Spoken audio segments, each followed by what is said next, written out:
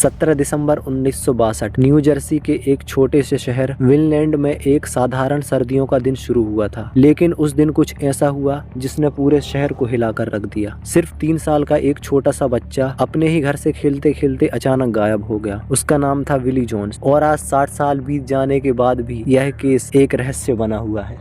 Willie Jones एक खुश मिजाज, चंचल और प्यारा बच्चा था। उसके हल्के भूरे बाल और नीली आंखें थी। जो भी उसे देखता तुरंत उससे प्यार करने लगता।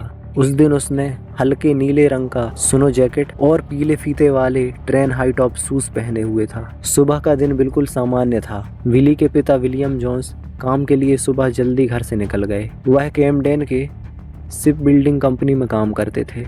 घर पर उसकी माँ एवलिन जोन्स और उसके 3 बच्चे थे। एवलिन अपने बच्चों को लेकर बाहर कुछ काम निपटाने गई थी। वह पहले बैंक जाती है और फिर बिली के हेयर कट करवाती है और उसके बाद दोपहर को घर लौटकर वापस जाती है। घर लौटने के बाद बिली और उसकी छोटी बहन जिल बाहर खेलने के लिए हो रहे थे। हालांकि मौसम ठंडा था, लेकिन बच्चों के लिए बर्फ में खेलना बहुत मजेदार था। एवलिन ने बिली को जेब में रखने के लिए 10 सेंट का सिक्का दिया था और बच्चे घर के सामने खेल रहे थे। करीब 11:45 में एक पड़ोसी ने बिली को घर के बाहर अकेले खेलते हुए देखा। पड़ोसी को लगा कि इतना छोटा बच्चा अकेला नहीं होना चाहिए। उसने उसे अंदर जाने के लिए कहा और फिर वो चला गया। यही वह आखिरी पक्का समय था जब किसी ने विली को देखा था। एवलिन रसोई में थी और खिड़की से बच्चों पर नजर रख रही थी। घर के बाहर उनके 2 कुत्ते भी थे। लेकिन कुछ मिनटों के लिए एवलिन अपने सबसे छोटे बच्चे को देखने के लिए कमरे में चले गई। बस यही समय सब कुछ बदल गया। करीब 1 बजे जब एवलिन दरवाजा खोली तो सामने सिर्फ जिल खड़ी थी, लेकिन विली वहाँ नहीं था। जिली के हाथ में एक प्लास्टिक का फूल था। करीब 2 बजे पुलिस को सूचना दी गई। कुछ घंटों में पूरा शहर विली को ढूंढने में लग गया। 500 से ज्यादा लोग खोज के अभियान में शामिल हुए।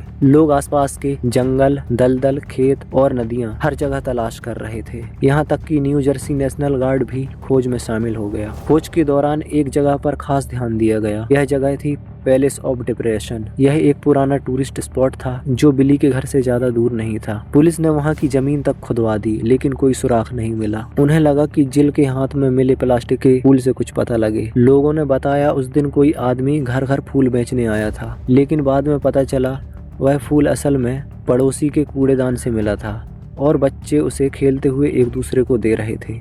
परिवार का कुत्ता बेबी भी कुछ देर से गायब था। जब वह मिला तो पूरी तरह गीला था। इससे एक नई थ्योरी बनी। कुछ लोगों ने सोचा कि शायद बिली पानी में गिर गया हो और कुत्ता उसे बचाने की कोशिश कर रहा हो, लेकिन आसपास की नदियों में तलाशी के बाद भी कुछ नहीं मिला। एक और डरावनी संभावना सामने आई।